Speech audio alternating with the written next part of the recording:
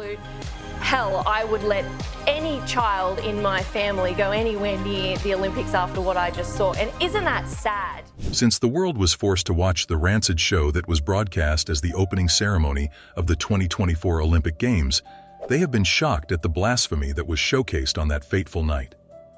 What ought to have been the show that would spark one of the most monumental events of the next 4 years or so has now been relegated to a scandal that is quite unlike anything many of us had ever seen at such a massive stage. Unsurprisingly, the acts of blasphemy committed during this show has sparked the outrage of many Christians all over the world. Perhaps even more shockingly, it has also brought many non-Christians to a state of anger and confusion, as well as they attempt to wrap their minds around what the organizers of the Olympics must have been thinking when they let those people commit those acts of blasphemy. It has left us all believing that there must have been some demonic agendas at play that night. What is the true significance of what took place during the Olympic Games, and are the Christians and non-Christians right to be outraged? The only way to answer these questions is to revisit the distasteful events of that horrid night. Sure, we got to see some superstars like LeBron James and Simone Biles, but all that was put aside when the members of the LGBTQ+ community put up that show. Now we are all left to wonder if we truly are approaching the last days as stated in the Bible. For some clarity on the matter, we turn to Matthew 24 verses 37 to 39, which says, "As it was in the days of Noah, so it will be at the coming of the Son of Man. For in the days before the flood, people were eating and drinking, marrying and giving in marriage, up to the day when Noah entered the ark, and they knew nothing about what would happen until the flood came and took them all away. That is how it will be at the coming of the Son of Man." Although there are those who believe that people will be caught unawares when the last days finally hit us, there are those who believe that Jesus was referring to something else when he uttered those words. They see the days of Noah as days that were similar to ours today. As much as the proof of this belief lies in the scripture, people do not have to look too far when they see the proof of what Jesus was talking about in those lines, when they take a look at what is going on in our society today. As such, there is a lot of meaning when we claim that there are a lot of similarities between the days of Noah and the Great Flood and our times today. In Genesis 6:5 it says, "God saw that the wickedness of man was great in the earth, and that every imagination of the thoughts of his heart was only evil continually." This quote shows us how bad things were back then. When we take a look at our lives today, can you actually see the similarities in the level of depravity both eras displayed? Both eras seem to be a time when every thought and every action that humans displayed come off as corrupt and filled with evil. We aren't just talking about people who live their lives without heed. We're talking about the state of moral and spiritual decay that plagued both eras. You'd find that with both eras, every desire seemed to be covered with a layer of sin, and that every action or endeavor seemed to be driven by sin and the evil that filled the heart of man.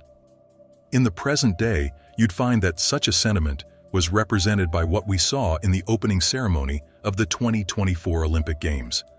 When you think about it, it should not have gotten to this level.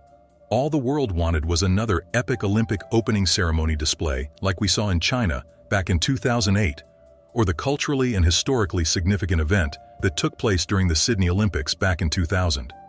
Instead of building on this historically significant show, one that would prove to be the first Olympic Games opening ceremony, that wouldn't be hindered by the COVID-19 pandemic, by the way, France decided to drop the ball by giving us this assault on the senses and sensitivities of the followers of the Christian faith. Some would even say that this was an affront to the world as a whole. To be more direct about it, some people have called this the performance of a demonic ritual right before the eyes of the world. That is a far cry from the peak of athletic ability that we all wanted to see when we tuned in to watch the Olympic Games this year. Instead, we got to watch these blasphemers as they ridiculed one of the most important events of the Christian faith, the Last Supper. For those who claimed that this was done as a display of creativity, which allowed for the inclusion of all members of society, the LGBTQ+ community included, the world had been adamant that they would not be deceived. They know what they saw when they witnessed the blasphemy and the satanic images that were on full display during the opening ceremony of the Olympic Games. If we are even being serious, who are we kidding here? There were so many things they could depict during this ceremony. Just off the top of our heads, they could have depicted the construction of the Eiffel Tower, But no, they would rather choose to mock the sacred and blaspheme the holy. To top it all off, they would then pretend to not know what we were talking about when we mentioned that this is a sign that we are approaching the last days. At the very least, we can all see the similarities between today and the days of Noah when sin and iniquity was the order of the day. In the end, we must admit that what we witnessed during the Olympic Games opening ceremony was a display of the level of sin that has been allowed to thrive in our society today.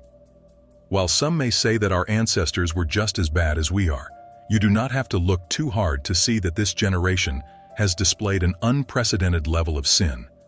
This may be due to the fact that so many sins of the past are now much more accessible to us who are living in the information age.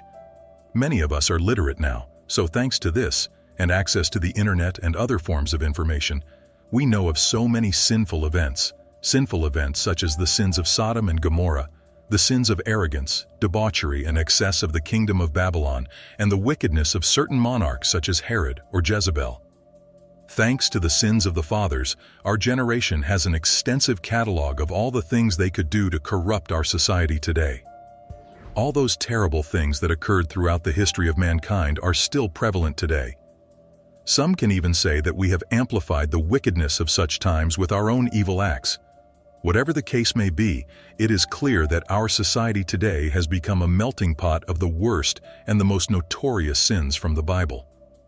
One thing that we must add is that the sins of the societies that we had mentioned before were not isolated events.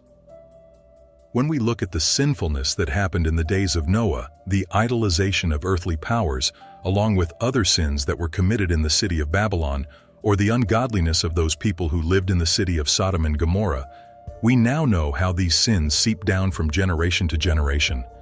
Now we have what we see in situations like the opening ceremony of the Olympic Games today. That said, despite inheriting the sins of the fathers in this generation, we must state that the sins that we seem to commit these days seem to be a bit different from what was displayed by our forefathers. Perhaps the biggest differentiating factor is the level of access that we have to sin today.